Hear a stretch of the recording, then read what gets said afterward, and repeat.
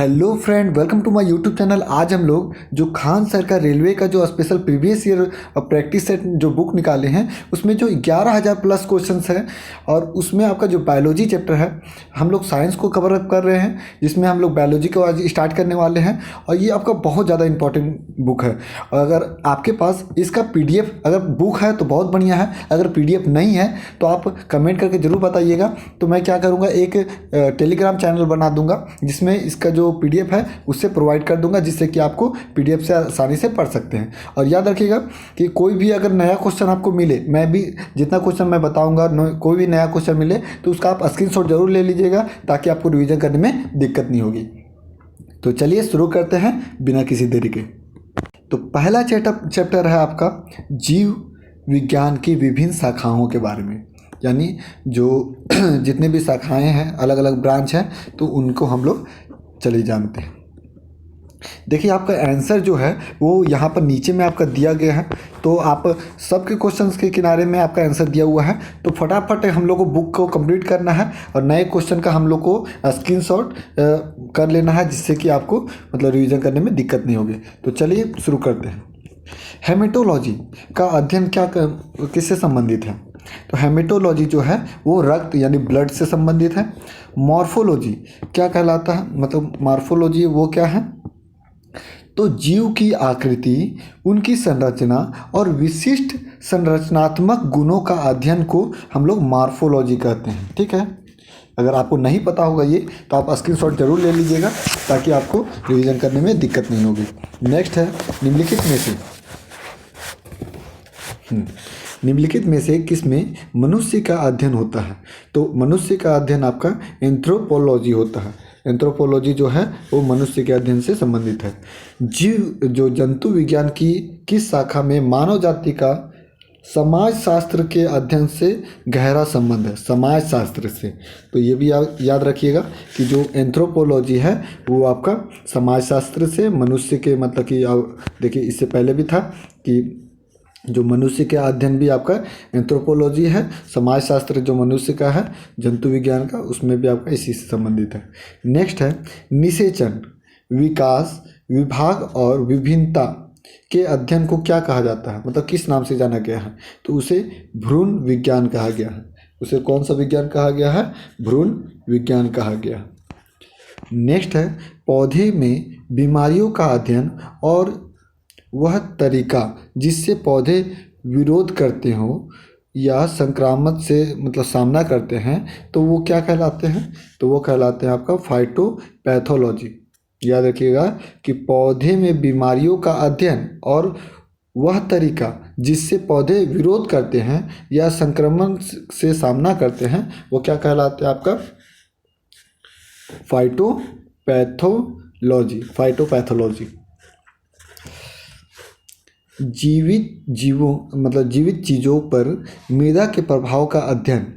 जीवित जो चीज़ होते हैं उसमें मृदा का प्रभाव का जो अध्ययन है वो मृदा विज्ञान की किस शाखा के अंतर्गत रखा गया है? तो आपका एडाफोलॉजी। कौन से आपका है? एडाफोलॉजी। ठीक है, ये सब कुछ नए नाम हैं, तो आप ज़रूर इससे स्क्रीनशॉट ले लीजिएगा, ताकि आपको दिक्कत नहीं होगी। अगर आपके पास बुक है तो आप टिक मार्क कर लीजिएगा। नेक्स्ट है आपका निम्नलिखित में से शरीर विज्ञान और चिकित्सा की वह कौन सी शाखा है जो पुरुष के विशिष्ट रोगों के संबंधित है? तो रोगों से कौन संबंधित है? आपका एंड्रोलॉजी। कौन संबंधित है? आपका एंड्रोलॉजी। नेक्स्ट है निम्नलिखित में से चिकित्सा विज्ञान की कौन सी प्रशाखा यकृत के उपचार के लिए संबंधित है? तो यकृत के जो उपचार के लिए हेप्टोलॉजी संबंधित है। ठीक है, हेप्टोलॉजी जो है वो यकृत से संबंधित है। और याद रखिएगा कि हेमेटोलॉजी जो था, वो हीमेटोलॉजी वो रक्त से संबंधित था। आगे है नेक्स्ट क्वेश्चन, जीवों के वर्गीकरण से संबंधित जीव विज्ञान की शाखा को क्या कहते हैं? तो जीवों के वर्गीकरण से संबंधित जो जीव विज्ञान की शाखा है उसे वर्गीकरण विज्ञान कहते हैं। इसे इंग्लिश में टैक्सोनॉमी कहा जाता है। जंतु विज्ञान किसका अध्ययन है? तो जो जंतु विज्ञान है वो आपका जानवरों से संबंधित होता है। जंतु विज्ञान जो है आपका किससे संबंधित है, तो जानवरों से संबंधित है। ठीक है, नेक्स्ट हम लोग देखते हैं विज्ञान की एक शाखा जो जीवन या पृथ्वी के परे मौजूद जीवन के संभावना से संबंधित रखता है, वो क्या कहलाता है, तो वो कहलाता है आपका एक्स बायोलॉजी। यानी कि जो पृथ्वी से परे मतलब दूसरे ग्रह उरह के बारे में अगर मान लें कि उसके में वहाँ पर जीवन वन से जो संबंधित है उसको अध्ययन को हम लोग क्या कहते हैं, एक्सोबायोलॉजी।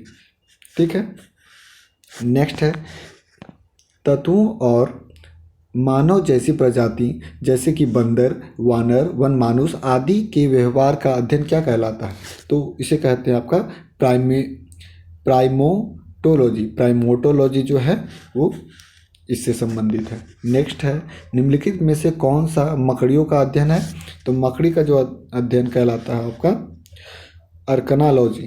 क्या कहलाता है, अर्कनालॉजी। सौरोलॉजी जो है वो आपका किससे संबंधित है, छिपकलियों से संबंधित है। लिखित दस्तावेज डैश लिखित दस्तावेज है जो कि मानव विज्ञान, संस्कृति और चित्रण दर्शाते जो आपका चित्रण दर्शाते अनुसंधान से तैयार करता है, तो वो आपका है एथनोग्राफी। क्या है आपका, एथनोग्राफी। ठीक है, ये सभी जितने भी है देखिए फर्स्ट पेज वाला आपका बहुत ज़्यादा इंपॉर्टेंट है और इसे दोबारा तिबारा आप रिवीजन कर ही लीजिएगा ताकि आपको एग्ज़ाम में छूटे ना। परीक्षा के अध्ययन को परीक्षा में बुरा पक्षियों के अध्ययन को क्या कहा जाता है, परीक्षा दिमाग में घुस घुस के परीक्षा ही बोला जा रहा है। ठीक है, तो पक्षियों के अध्ययन ऑर्निथोलॉजी कहते हैं। पक्षियों का जो अध्ययन है वो ऑर्निथोलॉजी कहलाता है।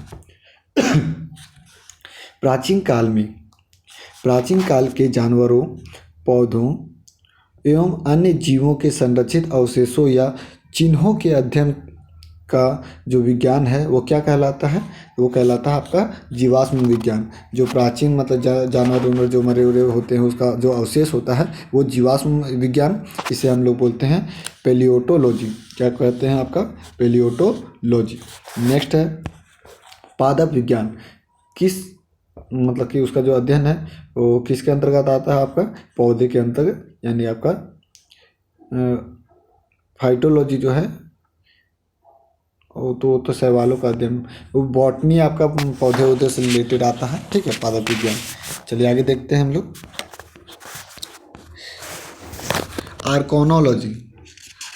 ऑन्कोलॉजी है, ऑन्कोलॉजी वो आपका किससे संबंधित है, तो कैंसर से संबंधित है। कैंसर के जो इलाज होते हैं उससे आपका संबंधित है ऑन्कोलॉजी। जो कवक है, कवक विज्ञान क्या है, तो कवक आपका जो कुकुरमुत्ता होता है, कुकुरमुत्ता का अध्ययन वो आपका जिसे माइकोलॉजी कहा जाता है। ठीक है, और माइकोलॉजी किससे संबंधित है, तो देखिए कवकों के अध्ययन से संबंधित है।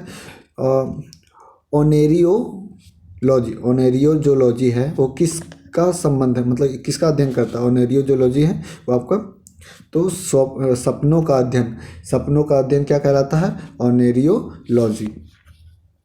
सेरीकल्चर किससे संबंधित है, तो आपका सेरीकल्चर जो है वो रेशम के कीड़ों का पालन से संबंधित होता है। नेक्स्ट है टॉक्सिकोलॉजी, किसका अध्ययन करता है, टॉक्सिकोलॉजी जो है वो जहर के अध्ययन से संबंधित है, टॉक्सिकोलॉजी। ठीक है, टैक्सोनॉमी जो है वो मूल रूप से मतलब किससे संबंधित होता है, तो आपका जैव विविधता से। टैक्सोनॉमी जो है वो जैव विविधता से संबंधित है। जीवाश्मों के अध्ययन को क्या कहा जाता है, तो जीवाश्म विज्ञान कहा जाएगा। ठीक है, बायो सिस्टमैटिक्स का उद्देश्य क्या है, तो बायो सिस्टमैटिक्स जो है उसका उद्देश्य आपका है कि अध्ययन के सभी क्षेत्रों से विभिन्न की समग्रता पर उनके विकासवादी इतिहास और उनके जो फाइलोजेनी है उसकी मतलब स्थापना का आधार जो जीवों की वर्गीकरण है वो उससे आपका रिलेटेड है। ठीक है, चलिए आगे देखते हैं निम्नलिखित विभिन्न प्रकार के उत्तकों के अध्ययन को क्या कहा जाता है, तो उत्तक के अध्ययन आपका ऊतक विज्ञान कहलाएगा। ठीक है, ऊतकों का अध्ययन ऊतक विज्ञान। नेक्स्ट है जानवरों के उनके पर्यावरण के साथ संबंध के अध्ययन को क्या कहलाते हैं? तो आपका इकोलॉजी कहलाता है। पर्यावरण के उनके मतलब कि जो जानवर है, जानवर के उनके पर्यावरण से संबंधित जो अध्ययन किया जाता है उसे क्या कहा जाता है? आपका इकोलॉजी। शैवालों का अध्ययन किससे संबंधित है? तो फाइकोलॉजी। कवकों का अध्ययन माइकोलॉजी था, शैवालों का अध्ययन फाइकोलॉजी है। एपीकल्चर किससे संबंधित है? तो मधुमक्खियों के पालन से संबंधित है एपीकल्चर। रेशम के कीड़ों का पालन कहलाता है, तो आपका जो आपका रेशम के कीड़े जो है वो आपका सेरीकल्चर पर कहलाता है, पीछे भी हम लोग देखे थे। एंटोमोलॉजी जो है वो किससे संबंधित है? तो कीटों के अध्ययन से संबंधित है। नेक्स्ट आपका पारिस्थितिकी विज्ञान यानी जो इकोलॉजी है का संबंध किससे है? तो आपका जो शरीर संरचना और वातावरण से यानी पर्यावरण से रिलेटेड आपका है। तो ये तो हुआ आपका ब्रांच वाले। चलिए अब नेक्स्ट आपका कोशिका। तो चलिए देखते हैं कोशिका के बारे में।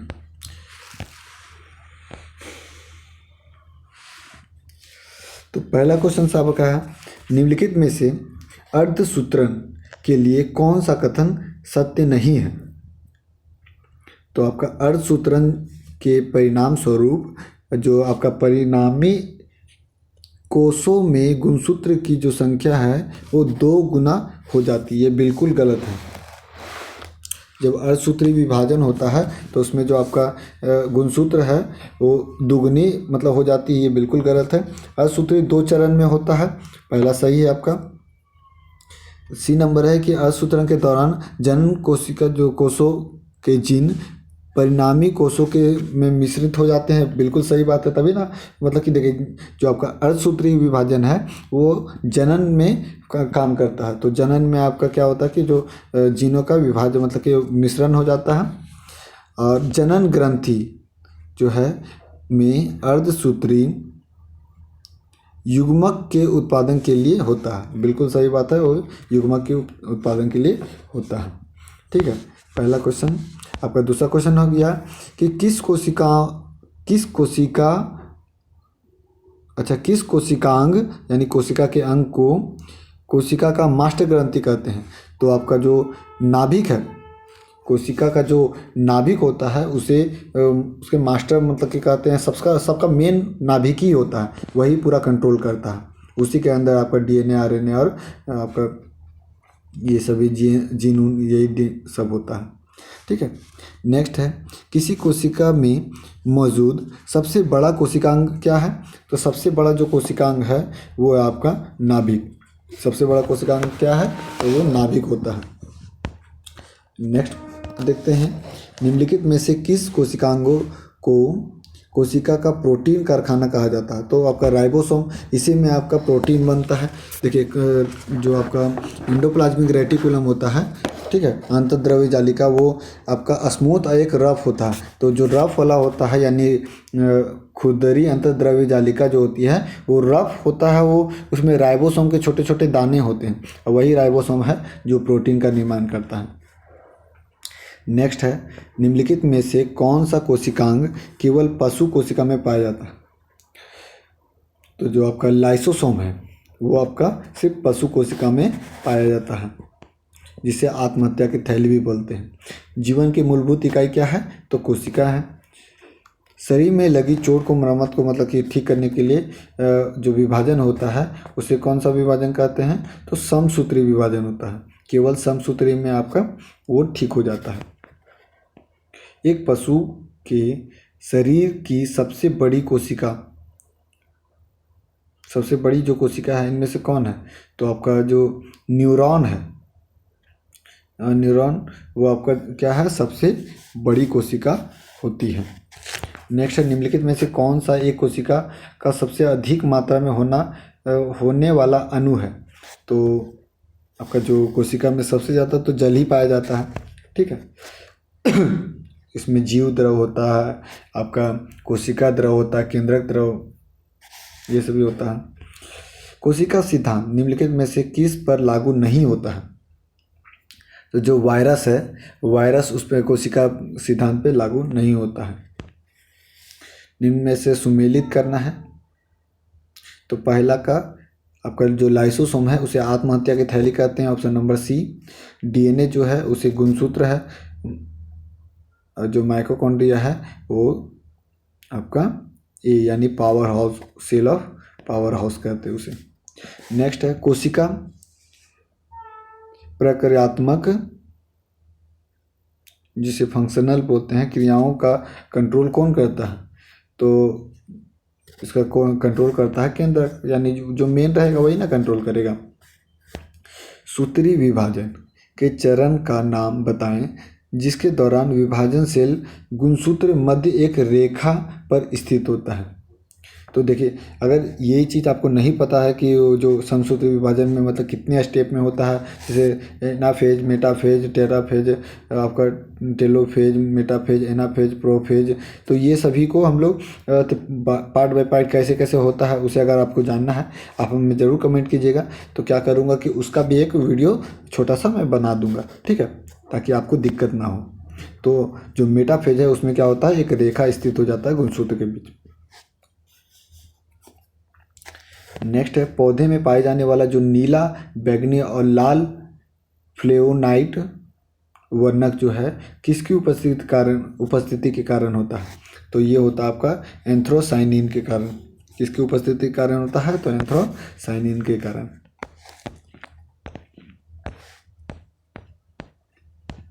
निम्नलिखित में से कौन सा कोशिका अंग पादप कोशिका में पाया जाता है लेकिन जो आपका पशु है वो उसमें नहीं पाया जाता?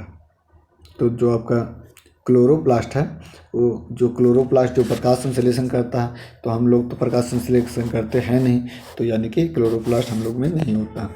नेक्स्ट है निम्नलिखित में से कौन सा घटक पत्तियों को हरा रंग प्रदान करता है? तो आपका जो क्लोरोफिल है वो क्या करता है, पत्तियों को हरा रंग प्रदान करता है। इसमें मैग्नीशियम नामक तत्व होता है। मैग्नीशियम का जो आपका परमाणु संख्या है वो हो जाता है 12।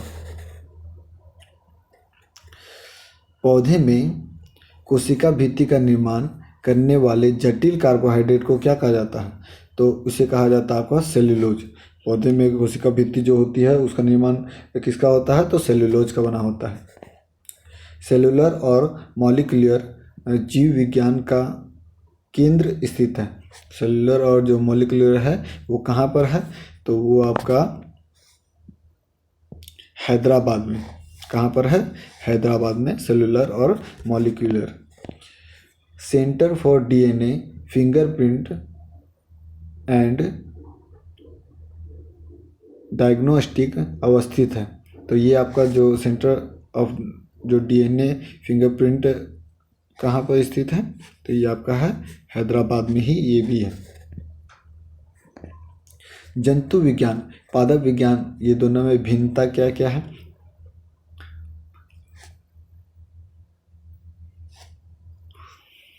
तो देखिए, आपका पादप विज्ञान में कोशिका भित्ति होती है लेकिन जंतु विज्ञान में नहीं होती। तारक केंद्र इसमें होता है, ठीक है, और इसमें हरित लवक नहीं होता। जो जंतु विज्ञान है उसमें हरित लवक नहीं होता, हीमोग्लोबिन होता है। तो ये सभी सब सही है। नेक्स्ट है निम्नलिखित में से किसमें यह मूल अवधारणा प्रयुक्त की गई थी कि सभी जीव कोशिकाओं से बने हुए हैं? तो ये आपका बताता है, किसने बताया था कि सभी जीव जो हैं वो कोशिकाओं से मिलकर बने हुए हैं? तो ये बताया था आपका स्लाइडन और स्वान ने, ठीक है। 1838 और 1839 में इन्होंने बताया था, कोशिका सिद्धांत दिया था। उन्होंने बताया था कि जितने भी जीव हैं वो कोशिकाओं से मिलकर बने हुए हैं। और उसके बाद एक और वैज्ञानिक आते हैं, उन्होंने बताया था कि जो नए जीव है वो पुराने जीव का ही विभाजन होकर बनता है। चलिए आगे देखते हैं। निम्नलिखित में से कौन सा शरीर के ऊतकों की वृद्धि, विकास और जो सुधार के लिए महत्वपूर्ण होता है? तो जो प्रोटीन है वो क्या करता है कि हमारे शरीर में जो टिश्यूज़ का निर्माण करते हैं, हमारे शरीर को ग्रोथ मतलब कि डेवलप करते हैं, ठीक है। प्रोटीन के निर्माण के आधारभूत इकाई क्या है? तो अमीनो अम्ल है। क्या है? अमीनो।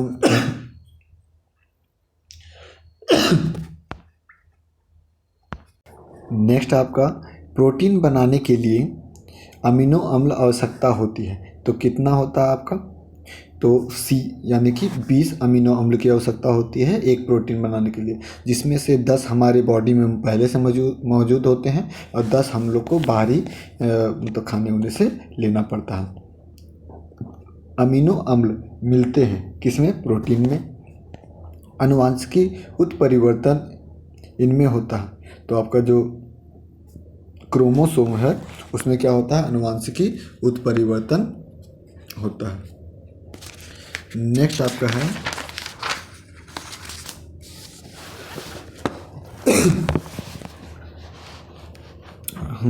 आनुवंशिकी उत्परिवर्तन होता है, ठीक है, क्रोमोसोम में।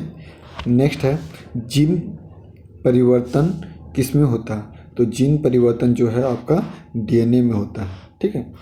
नेक्स्ट है डीएनए संश्लेषण का प्रतिपादन किसने किया था? तो डीएनए जो संश्लेषण का प्रतिपादन कार्ल बर्ग ने किया था। किसने किया था? कार्ल बर्ग ने डीएनए का प्रतिपादन किया था।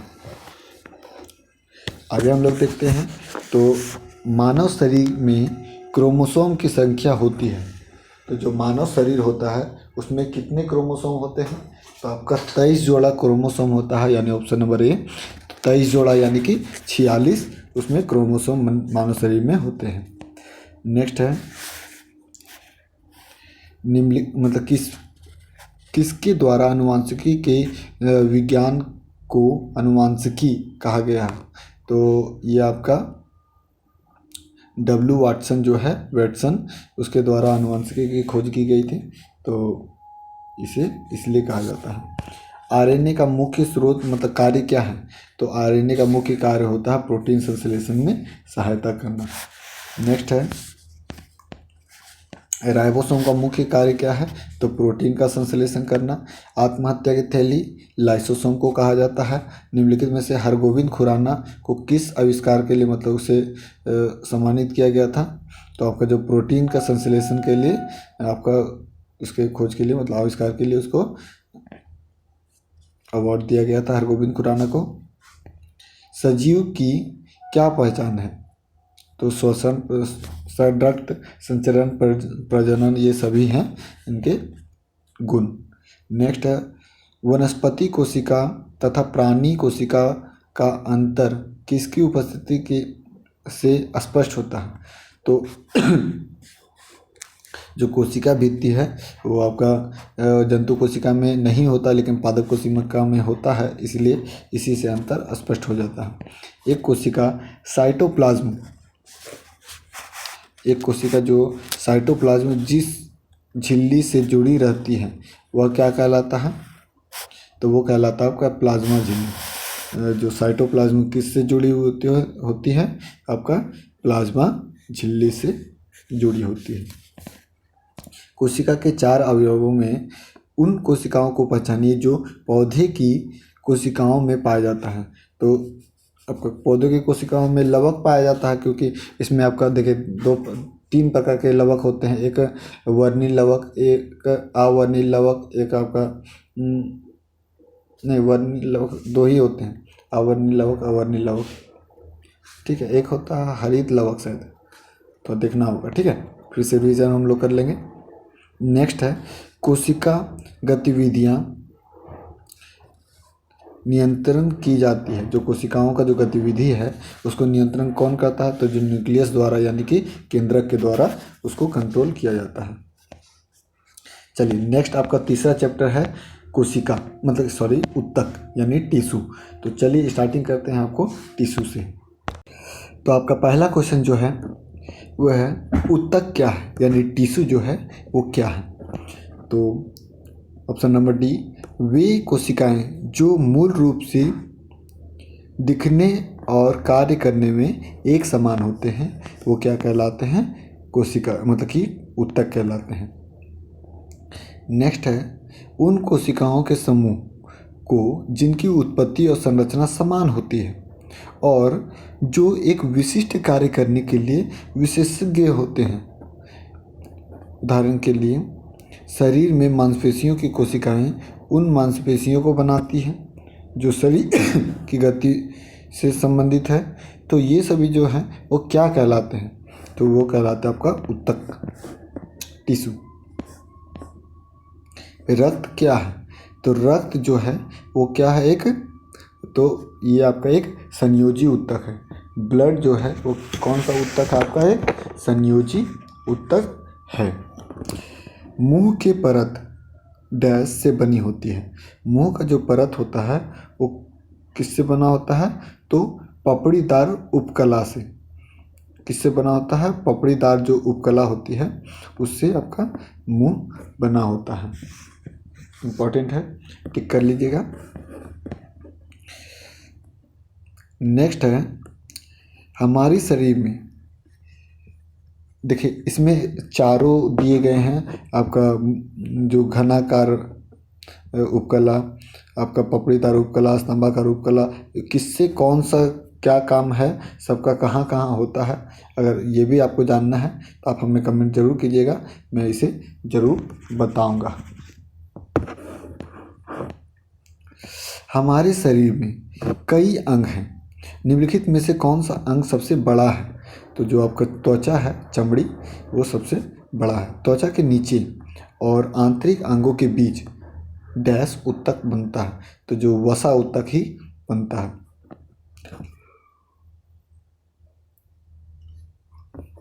नेक्स्ट है निम्नलिखित में से कौन सा एक संयोजी ऊतक है?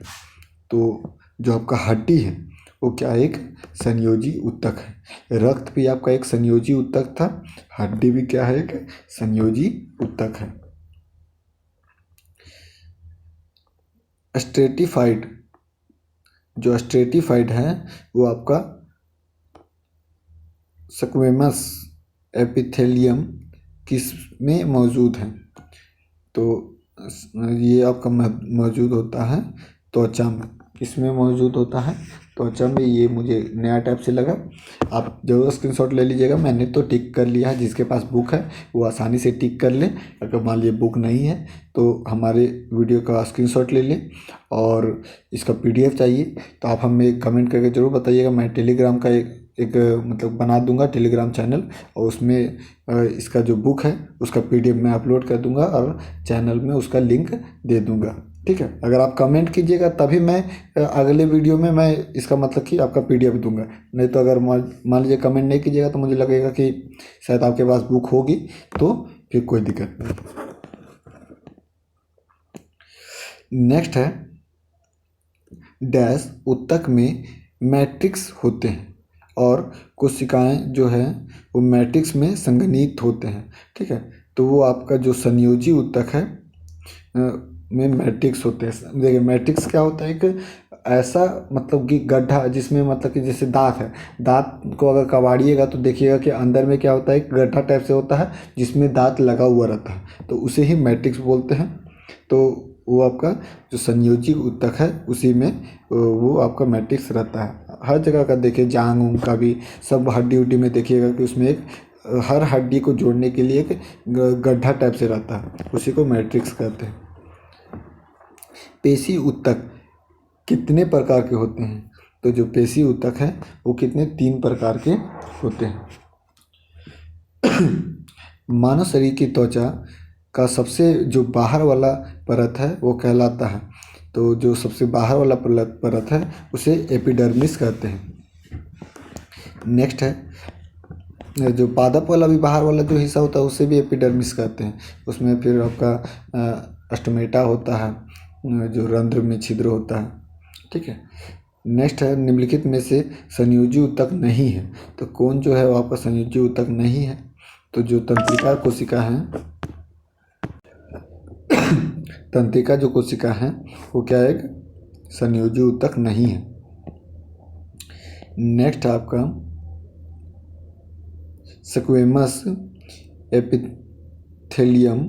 स्क्वेमस एपिथेलियम ऊतक फेफड़ों के अलवेली और जानवरों के अन्य हिस्सों में पाया जाता है, जहाँ पर डैश संकुचन और विश्राम होता है। तो ये आपका कहाँ पाया जाता है? अस्थाई संकुचन और विश्राम, मतलब जहाँ पर अस्थाई संकोचन और विश्राम होता है वहाँ पर ये आपका पाया जाता है। नेक्स्ट है, किस प्रकार की जो कोशिकाएं त्वचा से बनी होती है? तो जो आपका अधिचर्म कोशिका है उससे क्या होता है कि चमड़ी हम लोग का बना होता है। नेक्स्ट है, ऊतक के प्रकार ग्रंथियां बनाते हैं। डैश ऊतक के जो प्रकार होते हैं उसे वो ग्रंथियां बनाते हैं। तो आपका जो एपिथेलियमी है, एपिथेलियम ऊतक, वो आपका एक प्रकार मतलब कि ग्रंथियां का निर्माण करते हैं। नेक्स्ट है, जंतु कोशिकाओं में वृक्क को यांत्रिक समर्थन प्रदान करने के लिए, जो किडनी है उसको यांत्रिक सहायता प्रदान करने के लिए डैश एपिथेलियम इसकी आंतरिक परत का निर्माण करता है। तो किस प्रकार के मतलब कि उपकला होते हैं इसमें आपका? तो आयता फल की जो प्रकार के मतलब एपिथेलियम में होते हैं, जो क्या करते हैं कि अंदर में मतलब कि उसके जो किडनी रहता है उसके अंदर यांत्रिक सहायता प्रदान करते हैं। अच्छा, इंपॉर्टेंट है क्वेश्चन। नेक्स्ट है आपका हिस्टामिन। हिस्टामिन स्रावक कोशिकाएं डैश में पाई जाती है। तो हिस्टामिन जो स्रावक कोशिकाएं हैं वो कहाँ पर पाई जाती है? आपका संयोजी ऊतक में। कहाँ पाई जाती है? संयोजी ऊतक में। नेक्स्ट आपका कि अवकाशोतक जो है डैश के बीच एक पूरक ऊतक का नाम करता है। तो जो क्या किसके बीच मतलब कि पूरक ऊतक का नाम करता है? तो आपका जो त्वचा और जो मांसपेशियों के बीच देखिए, जो अवकाशोतक जो है वो आपका त्वचा और मांसपेशियों के बीच पूरक ऊतक का काम करता है। कौन से ऊतक का? पूरक ऊतक का काम करता है। डैश ऊतक ग्रंथियां का निर्माण करते हो। क्वेश्चन नंबर 19 है कि डैश जो है ऊतक ग्रंथियों का निर्माण करता है। कौन कौन सा ऊतक है? तो वाहिका जो ऊतक होती है वो क्या करती है? ग्रंथियों का निर्माण करती है। नेक्स्ट है कि डैश ऊतक संवहन पुल बनाते हैं। तो कौन से ऊतक जो संवहन पुल बनाते हैं? आपका जो जाइलम और फ्लोएम जो है वो एक प्रकार का संवहन ऊतक है। फ्लोएम के अतिरिक्त निम्नलिखित में से अन्य सभी से मिलकर बना होता है। तो जो फ्लोएम जो है आपका फ्लोएम वाहिका के अतिरिक्त निम्नलिखित में से आपका अन्य सभी से मिलकर बना होता है। तो फ्लोएम वाहिका से मतलब कि छोड़ के सभी से मिलकर बना होता है। नेक्स्ट है, कौन सा स्थायी ऊतक एक पौधे को कठोर और मजबूत बनाता है? तो कौन सा जो अस्थायी ऊतक है पौधे को कठोर और मजबूत बनाता है? तो स्क्लेरेन काइमा जो है, यानी ऑप्शन नंबर बी। देखिए इसमें स्क्लेरेन काइमा होगा लेकिन इसमें गलत लिखा है। तो स्क्लेरेन काइमा वो पौधे को कठोर और दृढ़ बनाता है।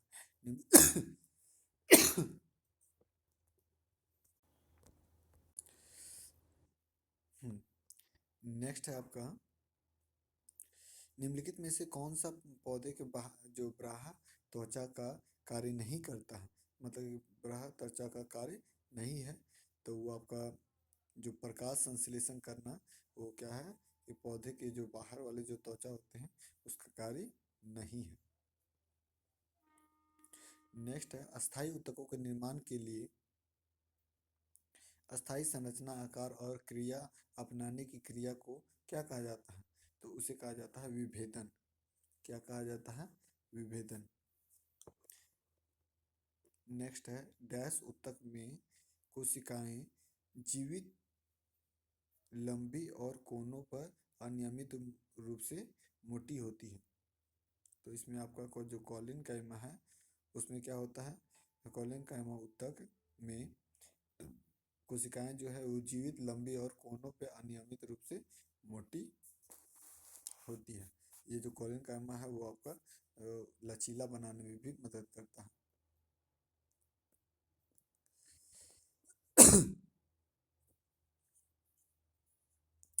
नेक्स्ट है सीव ट्यूब और सहकोशिकाएं मुख्य रूप से डैश संचरण के लिए उत्तरदायित्व होता है। तो किसके लिए उत्तरदायित्व होता है? तो आपका जो पौधे में भोजन जो है और जो सीव ट्यूब है, याद रखिएगा,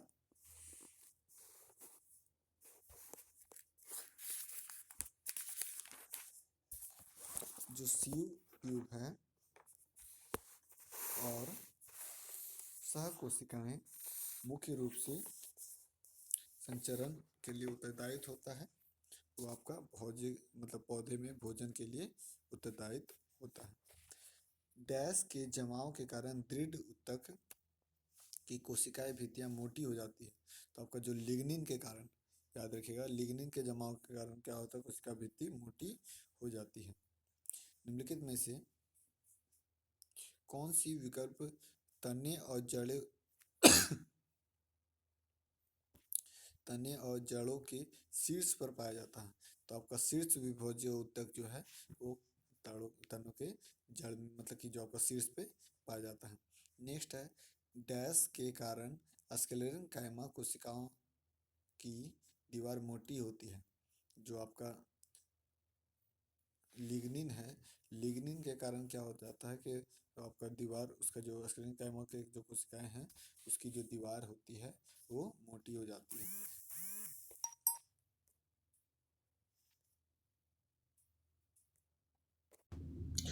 नेक्स्ट है निम्नलिखित में से कौन सा एक सरल अस्थायी ऊतक नहीं है, यानी जटिल ऊतक?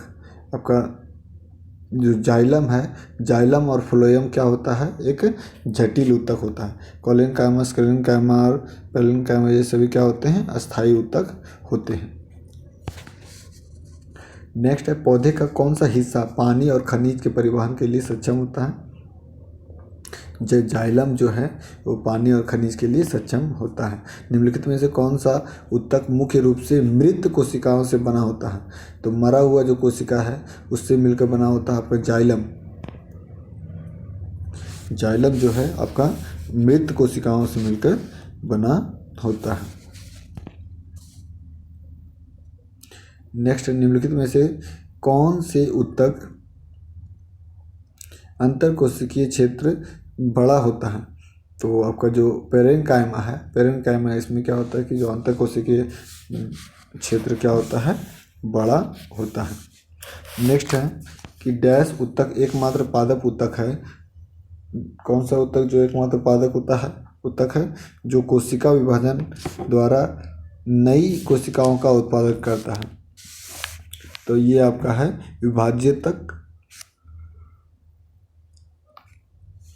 विभाज्य ऊतक या मेरिस्मेटिक ऊतक, ये दोनों इसी के नाम हैं।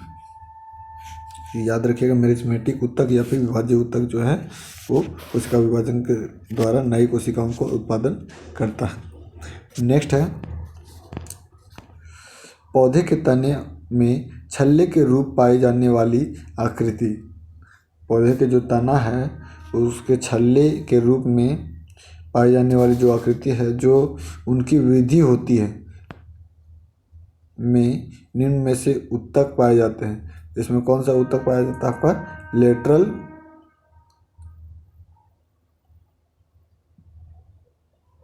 मेरिस्मेटिक ऊतक। लेटरल मेरिस्मेटिक ऊतक जो है वो इसमें पाया जाता है।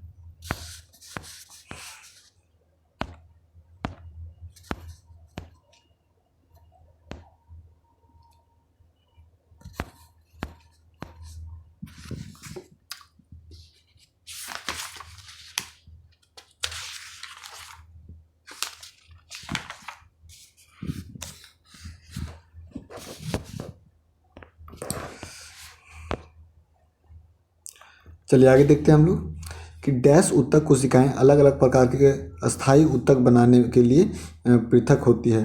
तो ये जो है आपका विभाज्य ऊतक है वो क्या करता है कि मतलब कि अलग अलग प्रकार के अस्थायी ऊतक बनाने के लिए वो जिम्मेदार होता है। कोलेनकाइमा ऊतक जो है वो कोशिकाओं के कोनों पर मतलब मोटी होती है। तो किसके कारण होता है आपका? तो सेलुलोज और पैक्टिन के कारण। कोलेनकाइमा में क्या होता है आपका? सेलुलोज और पैक्टिन के कारण क्या होता है? कि वो कोने पर मोटी होती है। ठीक है। नेक्स्ट है आपका कि रूट टिप या शूट टिप में कौन सा ऊतक पाया जाता है। रूट टिप और शूट टिप में कौन सा ऊतक पाया जाता है, आपका विभाज्य ऊतक पाया जाता है। नेक्स्ट है एक पौधे के तने या जड़ का घेरा किस कारण बढ़ता है। जो पौधे के जो आपका तने या जड़ का जो घेरा होता है वो आपका लेटरल मेरिस्मेटिक के कारण ही वो आपका जड़ के जो तने और घेरा मतलब कि तना और जड़ घिरा हुआ होता है लेटरल मेरिस्मेटिक के कारण। नेक्स्ट है अग्रस्त मेरिस्मेटिक। अग्रस्त मेरिस्मेटिक डैश के शीर्ष पर पाया जाता है। तो किसके शीर्ष पर पाया जाता है आपका अग्रस्त मेरिस्मेटिक, तो वो आपका पाया जाता है तना और जड़ के। तो देखिए बहुत सारा मेरिस्मेटिक है, तो सब मेरिस्मेटिक को आपको ध्यान में रखना ही होगा। तने और जड़ में क्या कौन सा मेरिस्मेटिक पाया जाता है, अग्रस्त मेरिस्मेटिक जो शीर्ष पे मतलब पाया जाता है। नेक्स्ट है पौधे में प्राथमिक वृद्धि इसमें होती है। तो जो प्राथमिक वृद्धि जो होती है आपका शीर्ष पार्श्व विभाज्य ऊतक हाँ, जो प्राथमिक वृद्धि होती है वो किससे होती है, तो ऑप्शन नंबर बी दिया हुआ यानी 3 और 4 सही है। यानी अंतर्वेशीय विभाज्य ऊतक और शीर्ष विभाज्य ऊतक से ही आपका प्रारंभिक ऊतक उसमें वृद्धि होती है। एरियोलर ऊतक जो है, एरियोलर ऊतक अंगों के डैश स्थान भरता है और डैश अंगों को सहारा प्रदान करता है। तो ऊतक की मरम्मत जो क्या करता है और ऊतक की मरम्मत करता है। तो क्या है कि एरियोलर जो ऊतक है अंगों के अंदर के स्थान को भरता है। एरियोलर ऊतक जो है क्या करता है, अंदर के स्थानों को भरता है और आंतरिक सहारा प्रदान भी करता है, जिससे ऊतक की मरम्मत करता है। नेक्स्ट है निम्नलिखित में से किन कोशिकाओं में कोशिकाएं जीवित होती हैं। किन कोशिकाओं में क्या होता है कि कोशिकाएं जीवित होती है और लंबी और कोनों पर अनियमित रूप से स्थूल होती है। नियमित और जो आपका कोनों पर क्या होता है कि अस्थिल मतलब अनियमित रूप से स्थूल होती है। ये आपका कॉलिन कायमा से रिलेटेड है। ठीक है, लंबी और कोने देखिए 3 बार आ गया है, तो आपका कॉलिन कायमा ही इसमें आंसर दिया हुआ था। निम्न में से पौधे के ऊतक कोशिका विभाजन में सक्षम है। तो आपका जो निम्न में से जो पौधे के ऊतक हैं कोशिका विभाजन में सक्षम होते हैं तो आपका विभाज्य ऊतक। नेक्स्ट है डैश की कोशिकाएं मृत होती है। तो आपका जो दृढ़ ऊतक होता है यानी जो स्क्लेरन कायमा है वो क्या होता है, इसकी जो कोशिकाएं होती है वो मरी हुई रहती है। नेक्स्ट है आपका वनस्पति ऊतक का डैश परिपक्वता पर जीवित प्रोटोप्लाज्म धारण नहीं करता है। तो आपका ये दृढ़ ऊतक जो है वो परिपक्व पर जीवित आपका प्रोटोप्लाज्म जो है वो धारक नहीं करता है।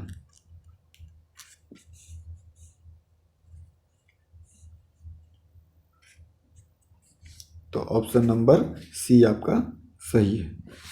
चलिए आगे देखते हैं हम लोग।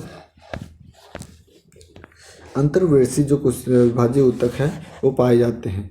तो किस में पाए जाते हैं वो आपका, तो पत्तियों के तल में पाया जाता है। पत्तियों के जो तल होते हैं उसमें आपका अंतर्वेशी विभाज्य ऊतक पाया जाता है। नेक्स्ट है निम्न में से कौन सा ऊतक युग्म संवहन बंडल का गठन करता है। तो आपका जो ऊतक जो दृढ़ ऊतक और जो जाइलम और फ्लोएम जो है आपका संवहन ऊतक है, तो जब संवहन बंडल का उत्पादन ही करेगा। नेक्स्ट आपका साधारण अस्थायी ऊतक की 3 प्रकार होते हैं। साधारण जो अस्थायी ऊतक होते हैं वो आपका पेरेन्काइमा, आपका कॉलिनकाइमा और स्क्लेरेन्काइमा, ये तीनों क्या है अस्थायी ऊतक है। जटिल ऊतक आपका वो आपका जाइलम और फ्लोएम होता है। किस प्रकार के ऊतक में एक समान कार्य करने वाली विभिन्न प्रकार की कोशिकाएं होती हैं। तो जो जटिल ऊतक होता है उसमें क्या होता है,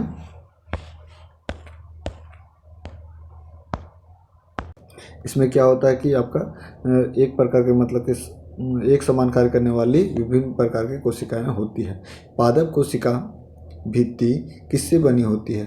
तो ये आपका सेलुलोज और पेक्टिन से बना हुआ होता है। किससे बना होता है? सेलुलोज और पेक्टिन से। डैश उत्तक का निर्माण मृत कोशिकाओं के संयोजन से होता है। तो जो आपका स्क्लेरेंकाइमा उत्तक का निर्माण जो है वो मैंने पहले भी बताया कि मृत कोशिकाओं के संयोजन से होता है। पौधे में फ्लोएम का कार्य क्या है? तो खाद का प्रवाह खाद का प्रवाह जो है वो फ्लोएम का कार्य है। डैश में कोशिकाओं को ढीला पैक किया जाता है ताकि बड़े अंतःक्रियात्मक रिक्त मतलब के स्थान उसमें मिल सकें। तो ये आपका जो मृद ऊतक है, मरा हुआ ऊतक, उसमें क्या किया जाता है कि कोशिकाओं को ढीला पैक किया जाता है। चलिए आगे देखते हैं। डैश में पतली कोशिकाएं भित्ति के साथ अपेक्षाकृत गैर विशिष्ट कोशिकाएं होती है। तो ये आपका जो पेरेन्काइमा है, पेरेन्काइमा में पतली कोशिका भित्ति के साथ क्या होता है कि आपका अपेक्षाकृत गैर विशिष्ट कोशिकाएं होती हैं। नेक्स्ट है कि अधिक अंतरकोशिकीय प्रसार के लिए डैश कोशिकाएं मतलब विरल रूप से संचयित होती हैं। तो ये आपका होता है आपका पेरेन्काइमा में। क्या होता है? पेरेन्काइमा में। इसमें क्या होता है कि अधिक अंतरकोशिकीय प्रसार के लिए पेरेन्काइमा कोशिकाएं विरल रूप से संरचित होती हैं। नेक्स्ट है डैश उत्तक की कोशिकाएं बहुत सक्रिय होती हैं। तो जो आपका विभाज्य उत्तक है, विभाज्य उत्तक की कोशिकाएं होता है वो बहुत ज़्यादा सक्रिय होता है। इसमें घने कोशिका द्रव यानी साइटोप्लाज्म, पतली कोशिका रस भित्ति, मुख्य नाभिक और कम रिक्तिकाएं होती हैं।